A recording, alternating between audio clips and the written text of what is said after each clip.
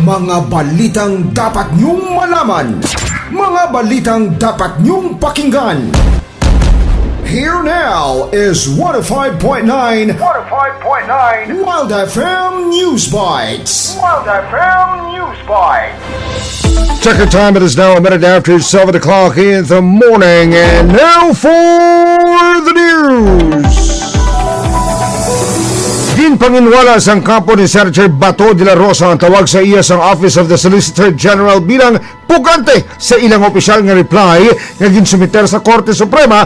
Ginhinyo sang kampo ni de la Rosa nga gilayon nga pagpagwas ang temporary restraining order batok sa posible nga pagpatuman sang arrest warrant sang International Criminal Court o kon ICC batok sa iya. Magluwas pa diri ginhinyo man ni de la Rosa sa Supreme Court nga magpagwas ang writ of preliminary injunction kag mandatory injunction.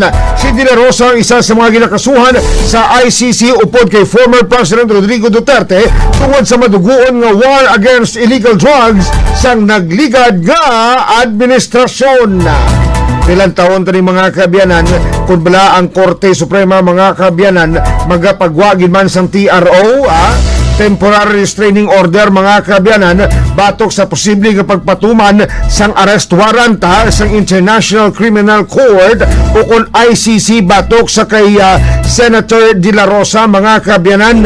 Kung magpagwagin man mga kabiyanan ang Korte Suprema buot silingon mga kabiyanan nga hindi na pwede ang arestuhon mga kabiyanan sang International Criminal Court si Senator De La Rosa mga kabiyanan diri sa Pilipinas mga kabiyanan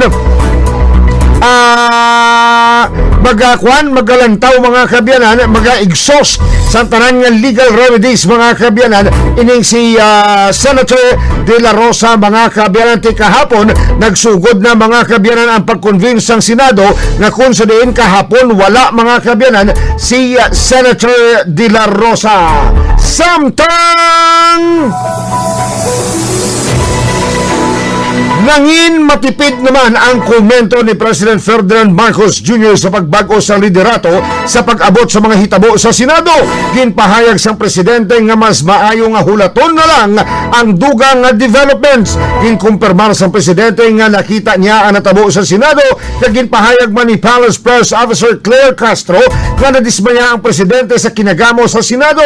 Ilabi na na isa man ini kaanay senador. Sunod sa iya ang reaksyon kag mga pamangkot sang presidente sa mga cabinet secretaries nagapakita nga wala siya nalipay sa nagakatabo sa Senado mga kabiyanan.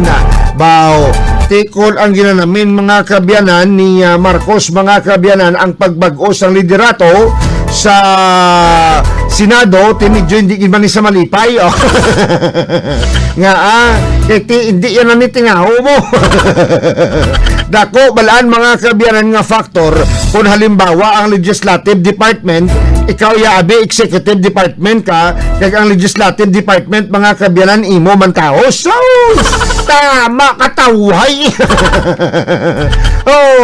dogin butangan sang mantika nga nagadalos-os ang tanan-tanan ti galing subong masapnot pa ni sa masapnot mo nga ting liderato subong mga kabiyanan sa Senado ara si Senate President Alan Peter Cayetano mga kabiyanan nga nagapanguna subong sa Senado mga kabiyanan nga may ara naman huring-huring mga kabiyanan nga kuno may ara naman sang kudita mga kabiyanan nga matabo pag-ilis naman sang liderato sa Senado mo anong nagakatabo sila ano ginalagas nyo abi well balanta man na mga kabiyanan ang ati sa subong daan mga kabiyanan ara sa idalo mga kabiyanan sang Senado ang bola na when it comes sa impeachment trial mga kabiyanan ni Vice President Sara Duterte.